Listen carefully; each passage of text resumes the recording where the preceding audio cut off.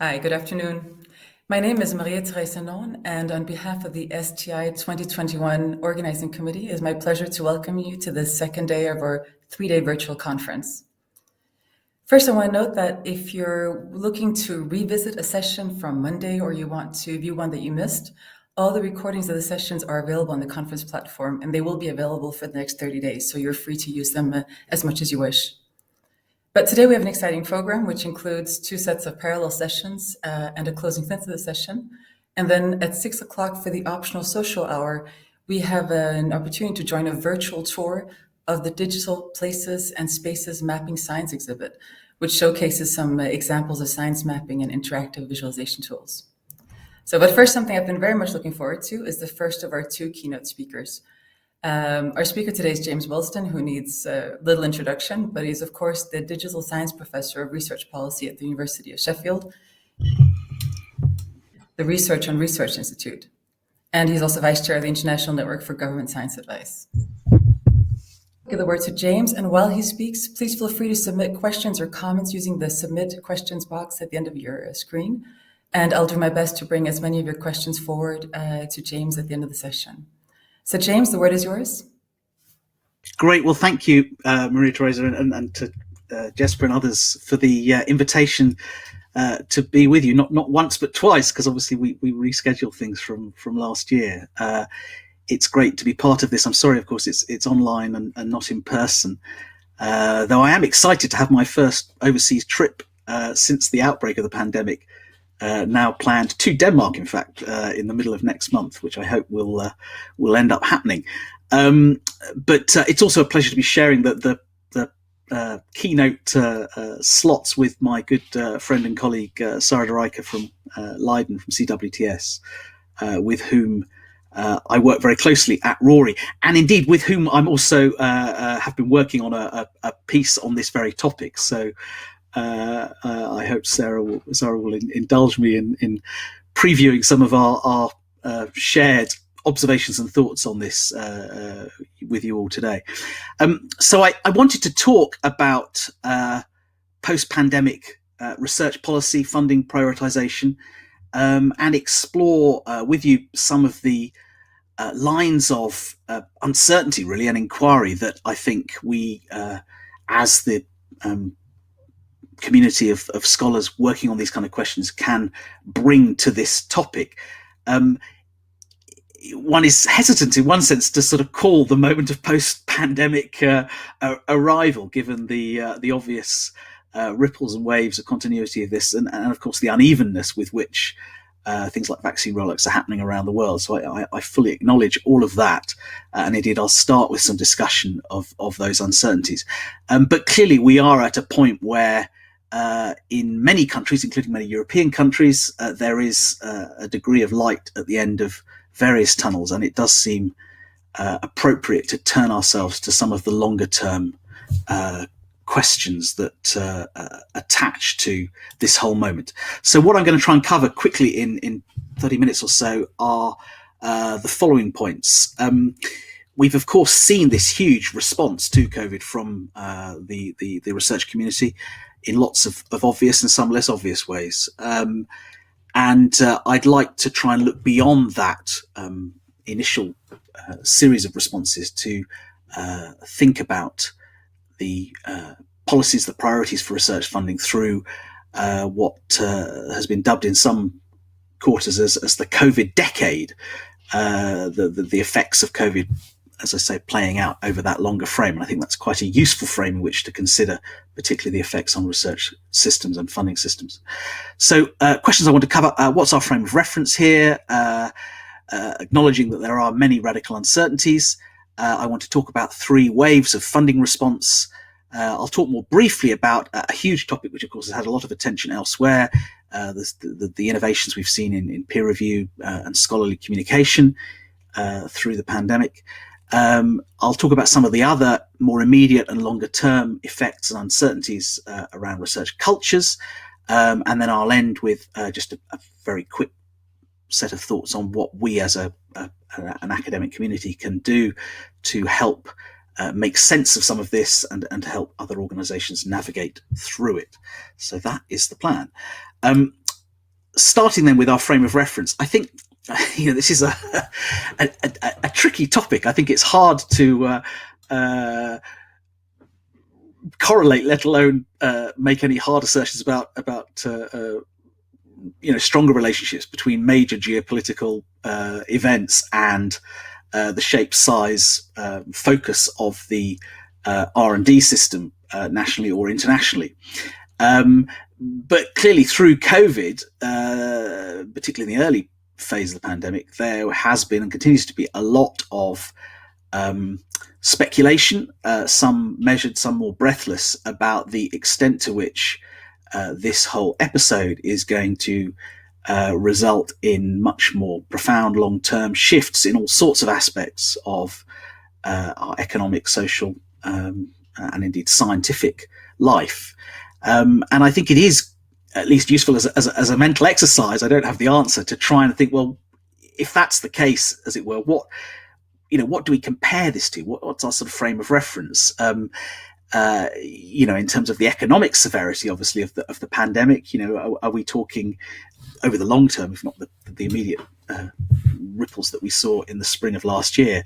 Are we talking equivalents to the Wall Street crash, and are we about then to tip into the roaring 20s, a sort of period of recovery and rapid growth off the back of all of this?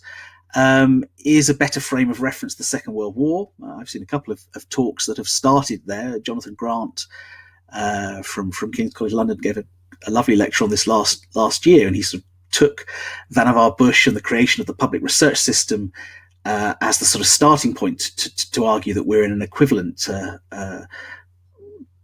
we're at an equivalent point of transition in research policy and funding, which is interesting. One might look to the end of the Cold War, and I guess the coincidence in timing of those political events and rapidly expanding possibilities in the life sciences, emergence of biotechnology, etc., which definitely, as I say, I wouldn't call it causation, but there definitely was, in combination, an expansion of the life sciences, the biomedical sciences, and a shift away from some of the focus and expenditure on defense-related areas of particularly the physical sciences and engineering. Is another equivalent example the financial crisis in 2008, which, if you certainly look at the scientometrics, doesn't leave a very obvious mark on science systems in a way that some of these other examples do. So I say I don't have the answer to that, but I think it is instructive to at least begin by asking ourselves that question and trying to answer it afresh, I guess, at this point, as opposed to how we might have approached this in the at the height of the worst phase of the pandemic, at least in Europe, in the middle part and autumn of last year. We do, of course, face lots of uncertainty in trying to speculate about longer term consequences and impacts of all of this. That's an obvious statement to make, but I think we can use that as the basis of a more considered analytical approach to these questions. And a number of people have written well on this. I want to point particularly to my good friend and former colleague at Sprue, Andy Sterling, who wrote a lovely piece on this for the Steps Centre at Sussex back again near the very beginning of the pandemic. This paper on the pandemic crisis shining a light on the futility of control, a very Andy Sterling-esque argument, but made with typical eloquence in this paper. And he says, among other things in that paper, I've pulled out a quote here, that, of course, in the heat of the crisis, particularly when everyone was stuck at home in lockdown, tapping away at their keyboards as academics and journalists and commentators do, it's very tempting to assert both enormous longer term change from all of this, but also to assert it in a form that looks remarkably similar to the arguments and sort of normative positions that one held prior to the pandemic. And as Andy says in a relatively sort of gently barbed way. In this sense, at least, if nothing else, we're actually talking about business as usual. I mean, even if our argument is an argument of radical transformation of research culture, if that's the view we held at the prior to the pandemic, in a sense, we're just reasserting our priors. Others have talked about this as a form of coronavirus confirmation syndrome. And as Andy says, the significance of the pandemic is not in lofty platforms for pre-entitled, indulgently curated identities. In fact, there seems to be only one clear truth so far. He was writing this last summer, or late spring, that nobody knows the historic implications of this moment of radical diversity of futures are possible. I think that's probably still true, or even more true, sitting here in September 2021. In terms of the implications for the science community and the research systems at large, there has, of course, been a lot of discussion, also a lot of very good empirical work done on aspects of all of this, which many of you, I'm sure, have contributed to or been part of. I was just picking out two or three sort of pieces that I guess capture different moments of the last 18 months in terms of the mood music over this and how significant or not it is for longer term shifts in science. So quite early on, there was this piece in the New York Times, which got quite a lot of attention at the time, arguing in pretty boosterish terms that COVID-19 had changed seemingly forever how the world does science. Referencing, of course, the rise of preprint, or the greater use of preprints, new forms of collaboration, very rapid responses that we'd seen in terms of different research groups coming together. Obviously, all of the immediate work on vaccine development and other urgent, pressing dimensions of understanding the virus and developing a response to it. Towards the end of last year, Ed Yong, who has been consistently one of the most thoughtful and insightful journalistic writers and commentators on COVID through his work in The Atlantic, and indeed was awarded a Pulitzer for this a few months ago. But towards the end of the year, Ed Yong wrote this lovely essay, How Science Beat the Virus, which managed, I thought, to strike a very balanced note at that time between acknowledging and celebrating the huge and vital contribution that different aspects of the scientific response to COVID had made, focused again particularly on vaccine development, but also other therapeutics, etc. But also then moving to a rather more sort of elegiac reflective tone towards the end in terms of the extent to which, in parallel with all of that great stuff, the pandemic had also, of course, shone a light on aspects of the research system which were and are less attractive and less positive in terms of, I pulled out a quote here, the lingering weaknesses that Ed talks about: warped incentives, wasteful practices, overconfidence, inequality, a biomedical bias. COVID-19 has exposed them all. And in doing so, he ends the piece by saying, it offers the world of science a chance to practice one of its most important qualities, self-correction. So there's a sort of note of optimism there that even as, if the New York Times piece in a sense is saying, everything's fantastic, science is moving at the speed of light to lead us into this brave new world, Ed Yong acknowledges it's not all positive, but does hold out the prospect of the research system coming out of this in a more positive way. And then finally, this is a much more recent piece just from last week in Science. No revolution, COVID-19 boosted open access, but preprints are only a fraction of pandemic papers. And this partly references work that my colleagues Ludo Waltman and Stephen Pinfield have been doing on aspects of the response to COVID in terms of the scholarly communication system. But this is a much more measured and slightly downbeat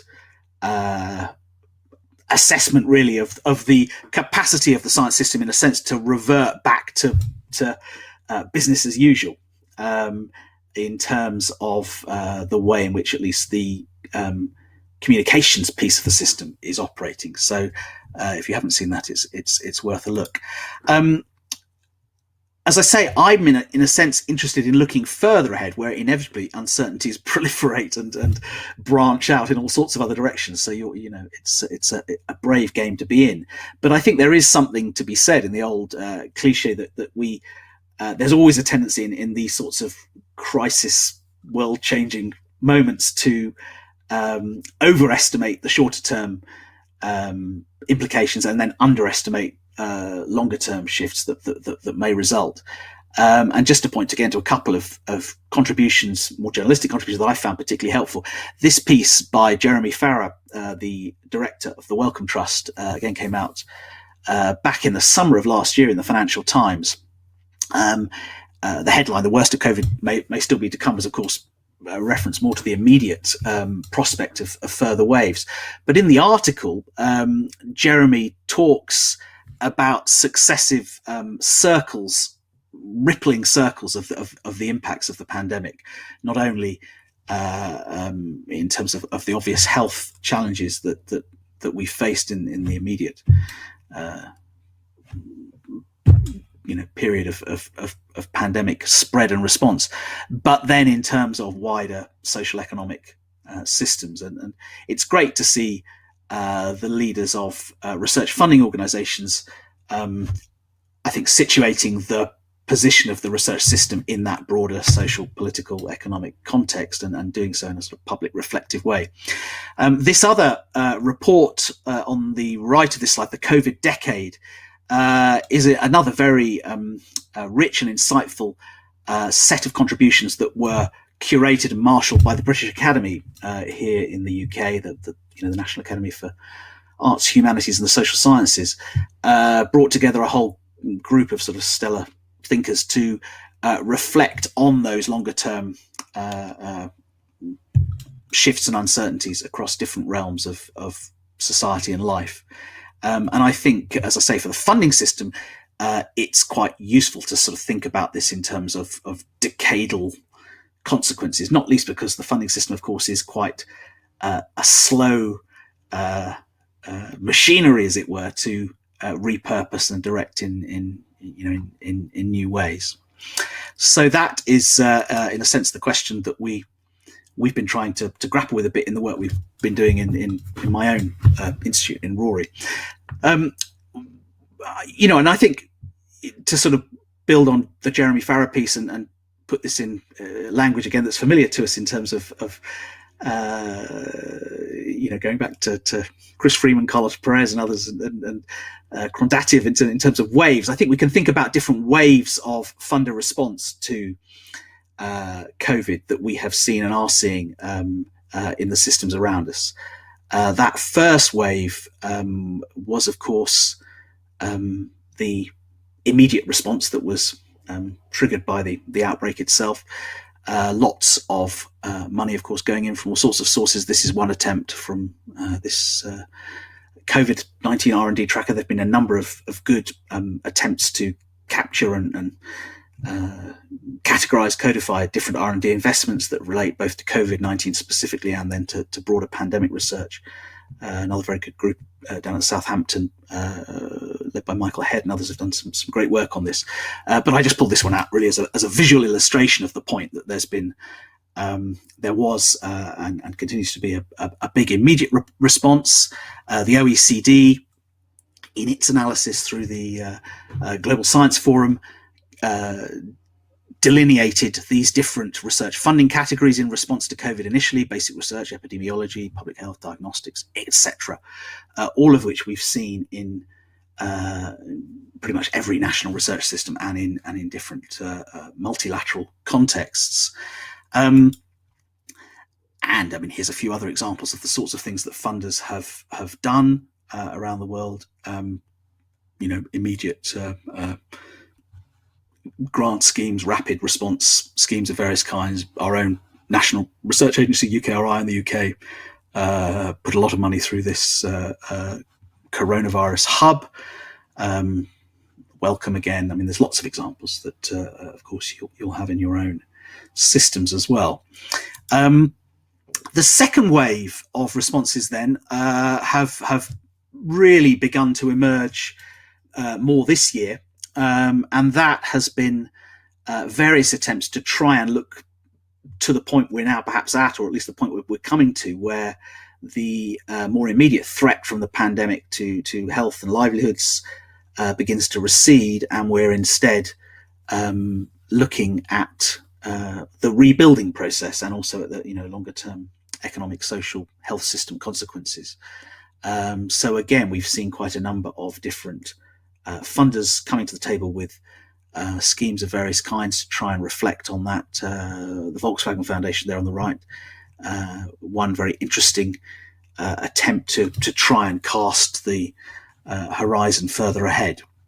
So that's going to continue, I think, through, certainly through the next year or two, in terms of research that still takes COVID-19, research funding that takes COVID-19 as its immediate starting point, but then pushes the horizon, the envelope of investigation further out into the future.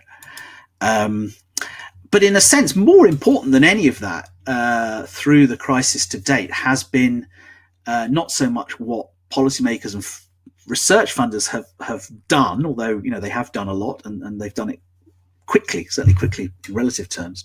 But more important than that has been the redeployment in a bottom-up way of capacity across research systems to addressing the challenges of COVID.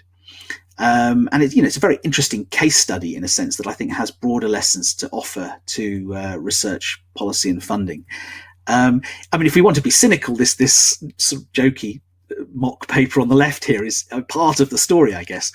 Same research as before, but now with COVID. There's definitely been a bit of that going on, and I think we've probably all been part of things that might fall into that category. And it's a classic feature, characteristic of entrepreneurial good academic practice, in a sense, to spot a bandwagon and hook yourself to it in some way. So there's been a bit of that going on, but much more importantly, what we've seen is, as I say, all sorts of parts of research systems that had funding already, or had longer term, more stable resources in place, turning at speed those resources to address dimensions of COVID. Again, both in terms of the immediate health response and then some of these longer term questions.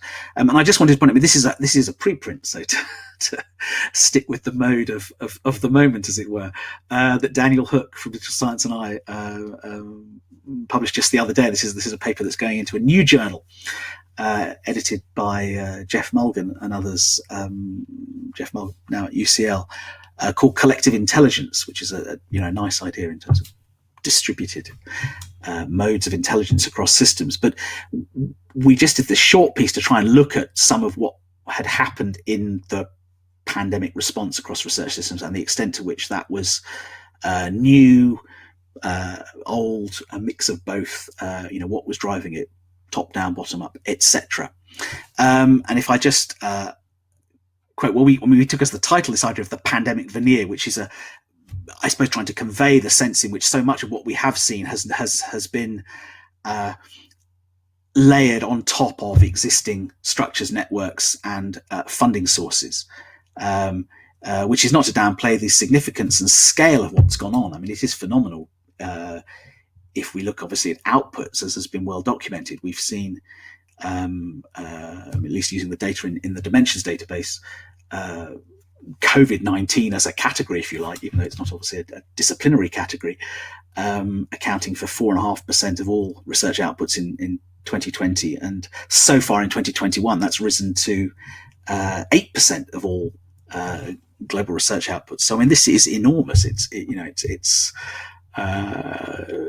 several large fields of medical research combined and then doubled in terms of its scale and significance. But what we found in that sort of quick piece of work really was, if you then drill down into all of those papers and preprints that reference COVID-19, only 8% of those acknowledge a grant at least acknowledge a grant that was picked up in Dimensions. And of the 8% that do acknowledge a grant, nearly all of them, 94%, refer to grants that predate the COVID crisis or don't mention COVID explicitly.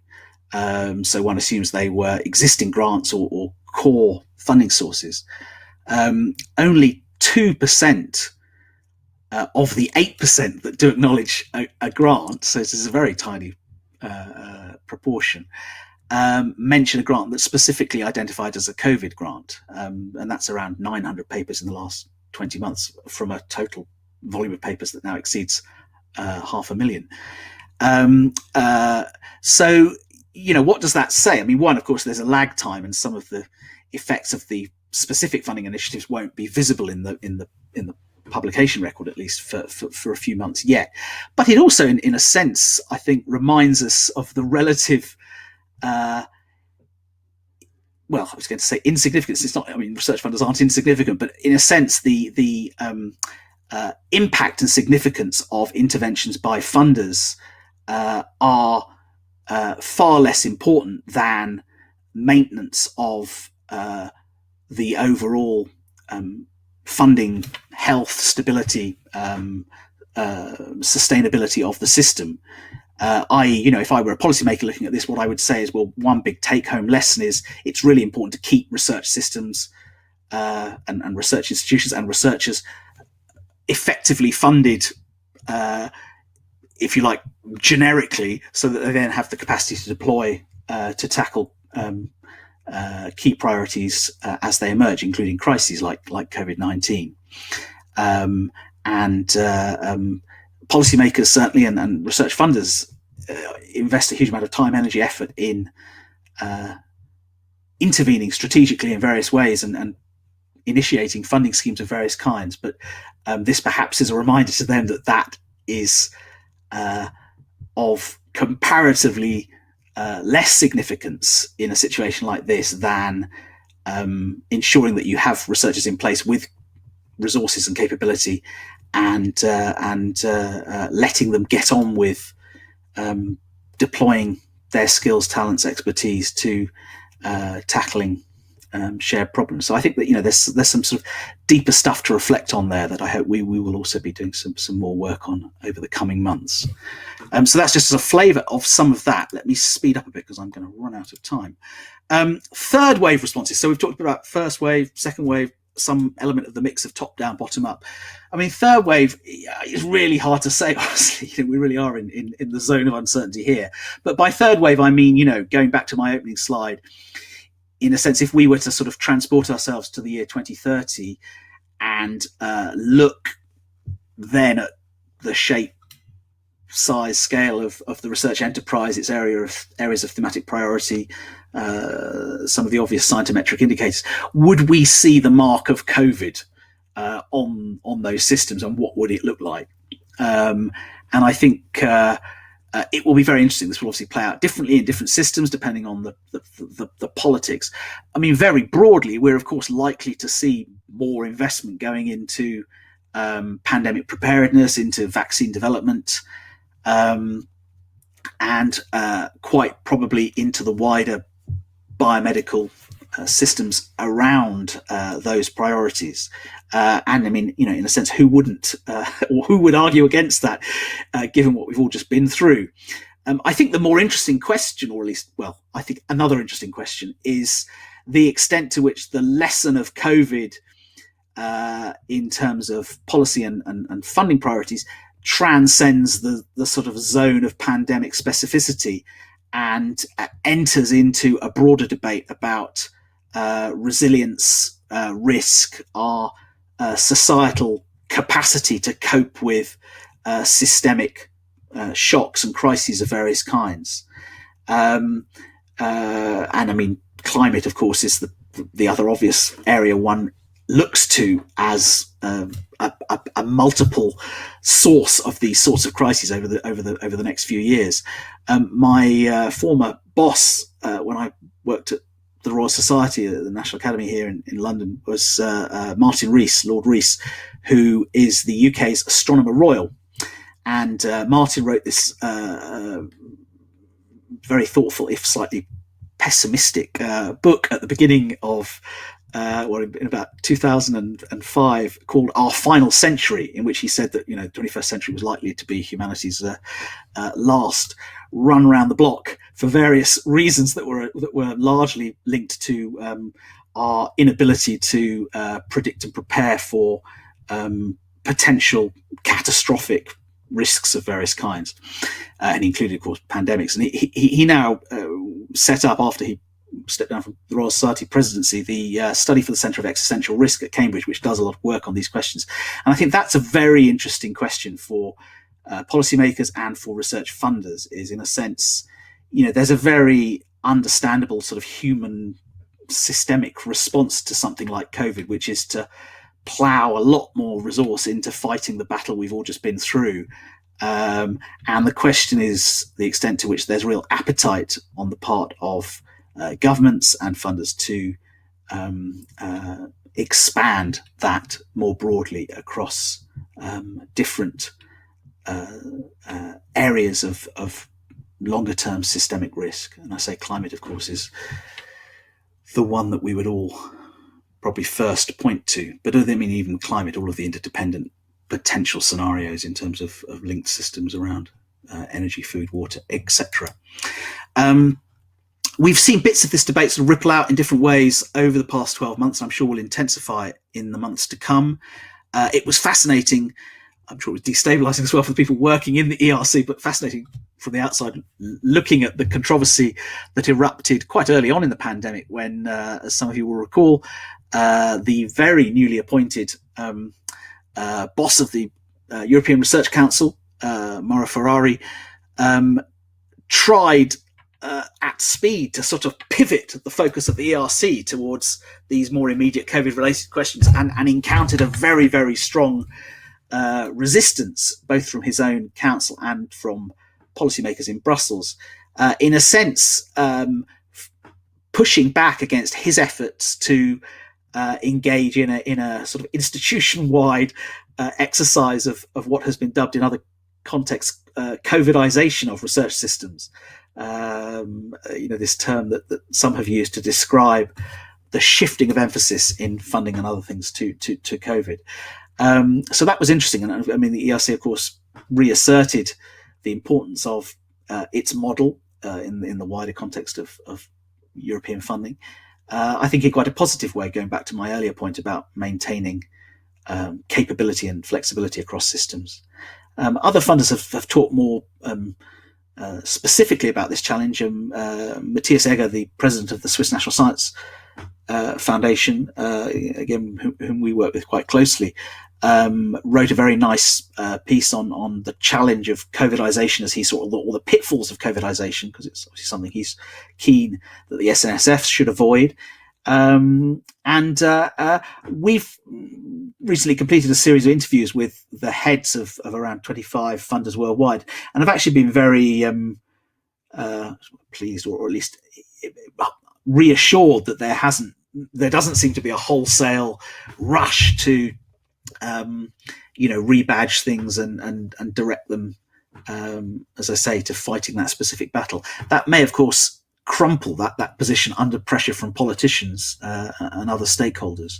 But I think thus far there aren't major signs, at least, of explicit COVIDization dynamics. Where we are seeing aspects of COVIDization is more in the sort of softer cultural domain of how research is practiced and what's being emphasized in other ways, which I'll touch on briefly. The other big question, of course, at the macro scale is the tension between more investment overall in research coming out of this, which would seem to be a logical policy response to what's just happened, and the enormous pressure at the same time on particularly public budgets of all kinds, including public research budgets, as governments grapple with the economic hangover of all of this. And that, of course, is also going to play out differently in different countries. I think we've seen a number of governments making quite bold, ambitious pledges towards increased R&D investment off the back of the pandemic, including our own here in the UK. Whether that is actually sustained given the other pressures. I mean, this is something that's very acute right now in British politics. We're about a month away from a 3-year spending review that will set budgets across all areas of government for the next 3 years. This is a very hot debate right now. But that, of course, will be one of the biggest questions to watch and monitor. I'm running out of time, so I don't really want to go much into innovations in review and dissemination. As I say, it's been well covered elsewhere. I was just going to flag again the piece in Science from last week, just a bit more detail on this, which references some work here in this, the OASPA picture here, the peer review and transition, some work that we in Rory are involved in, that Ludo Walton, as I say, and Stephen Pinfield are leading, looking at the innovations in peer review that we've seen on the scholarly comms side through the pandemic, and the extent to which those will have a lasting legacy, or whether they will, again, the system will sort of flip back to normal mode. Obviously, many people have made the point that if the scholarly communication system, if the publishers, in particular the big commercial publishers, can do what they did in response to COVID, why can't they do it in response to climate change and other things? And I think, that question will reassert itself with force over the coming months. But the initial signs, at least, and this is picked up by the Science piece, are actually more in the other direction, that we're seeing already a swing back to normality, or maybe normality with knobs on, we might say, a few changes, but nothing like the wholesale shift that some were predicting or speculating on 12 months ago. The other whole area of obviously enormous effect has been, in the immediate term, we're talking about first wave effects, has been the inequality of the effects of COVID on different people in the system, and particularly the gendered dimensions of that, those with caring responsibilities, those with health related challenges of one kind or another, who've been perhaps held in lockdown for longer than others. And this, of course, also is going to need continued attention. It's been very good to see some funders putting in place quite robust measures to compensate for this in terms of assessment of careers and CVs. I'd highlight CIHR in Canada as one very good example, but there are several. But in other systems, it's been a real problem. And here in the UK, again, there's been a lot of argument around the extent to which the measures that have been put in place by our main funder, UKRI, are sufficient or not to take account of these effects. So that's something else we will need to watch. I'm running out of time, so I'm stopping. Longer term dilemmas, obviously, around the extent to which we'll remember 5 or 10 years from now what was going on, and in terms of looking and making decisions about hiring and promotion, all this kind of thing. Also big questions about what this means for the shape of international collaboration, which again others have done lots of thoughtful work on. Caroline Wagner and others published some very interesting papers on this, suggesting perhaps already a chilling effect on international collaboration in certain areas of research because of the limits on travel. I think it's going to be a more mixed picture again, but certainly it's harder for people who need to make new connections. That's one very clear thing that comes from the data. There's also some data suggesting it's become harder or the rate of new project generation may be dropping. I was going to end with these paradoxes. There's a very nice little book that Ivan Krastev, the Bulgarian political scientist, published last year on paradoxes of the pandemic, and he talks about the sort of big political paradoxes that have arisen. And sort of taking inspiration from that, I've attempted here to suggest a few science policy paradoxes that we've seen and are seeing out of the pandemic, which again I won't go through in detail because of time, but let me pluck out 2 of these 5, just to try and end in time. Second, number 2, countries that were among the most informed and prepared for a pandemic and also have the best funded biomedical R&D systems, this would include the US and UK, have performed very poorly through the pandemic, at least in terms of measures of case numbers and hospitalizations and deaths. And I think when we talk about research prioritization, that does merit some serious reflection, which I'll have a slide on in a second.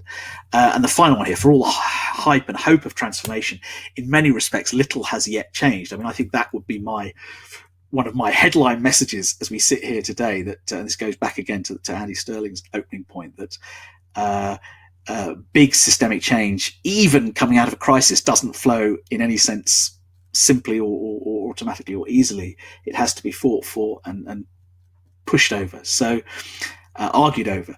And I think those of us who advocate, myself included, for change and improvement in research systems and cultures have, like many other interests and groups across society, have perhaps been a bit simplistic and a bit naive in assuming or asserting that these bigger shifts will arise, when in fact that battle, if one wants to frame it as a battle, has only just begun. So just sort of ending, I did want to touch on this notion of biomedical bubbles. I wrote this piece with Richard Jones in 2018, focused really on the UK system, but the argument I think applies elsewhere as well, about the dangers of a biomedical bubble in research funding and in a sense in the politics around research in terms of which disciplines, which sort of epistemic lenses, perspectives are dominant in decisions and framings around R&D policy. It probably is it'd be quite brave to make that argument today. We wouldn't write it probably in quite the same way coming out of a pandemic crisis. And yet, what we were arguing there was not for less health research. We were saying that the health research system has become too skewed, as many others have argued, of course, towards particular incentives, particular models of elite biomedical R&D at the expense of elements of the wider health system, public health, etc., that are so important. And I think that argument has, of course, been borne out by the pandemic in many countries, including my own. Dan Sarowitz makes a version of this argument as well in a recent piece he wrote in Issues that you'll see here, asking, saying we need to reflect deeply on how and why a nation that's spending $200 billion a year on biomedical R&D, this is obviously the US, $3.8 trillion on healthcare, was still so ill prepared to cope with a disease that was widely understood to be inevitable, or at least a pandemic was widely understood to be inevitable, and what that means for how we ought to be pursuing knowledge innovation for the public good in the future. I don't yet detect much appetite or sign of at least public reflection by research funders or research policymakers on these sorts of deeper questions, but I think they are very important that we as a community should keep pushing these. So I'm ending. How can meta research, science of science, call it what you will, research on research, how can we help make sense of this? I think there has been a huge amount of great work as part of the COVID publication and research bubble being done on this in real time as we go, but there will have needed to be a fresh wave of work that sort of, in a sense, assesses whether the early stuff that people saw and observed actually is being sustained. And I say that the stuff on preprints is just a glimpse of perhaps a need to recalibrate to a more measured medium, if not long-term view.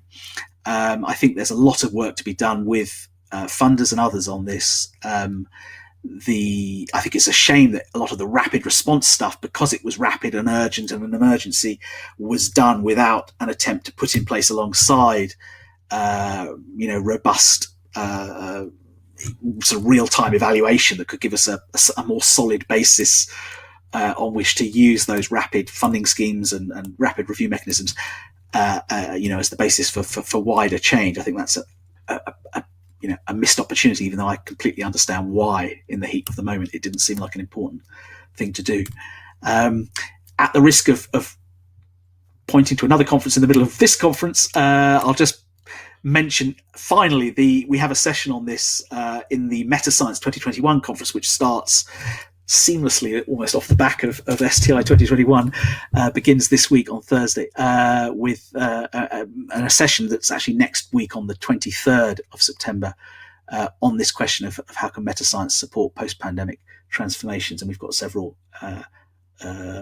leaders from research funders participating in that discussion. So do join us for that. I hope my thoughts have been helpful. As I say, I haven't come with all the answers. I think it would be difficult to pretend that one had them at this point, but I hope this is at least useful in delineating directions of travel and work for us as a community over the coming months and years ahead. Thank you very much. Thank you very much, James. We have a minute left of the session, so I just want to take this opportunity to thank James for a provocative and thoughtful speech. A lot of points, and I think we will hopefully pick up on some of them in the synthesis session later today, but also in the coming months and years, follow up on some of the questions you raised about what will be the long-term impacts on funding of science and overall the basic functioning and focus in science. But for now, I want to say thank you to everyone for attending, and we have a short 5-minute break, and then there will be another parallel session starting in 5 minutes. Thank you very much.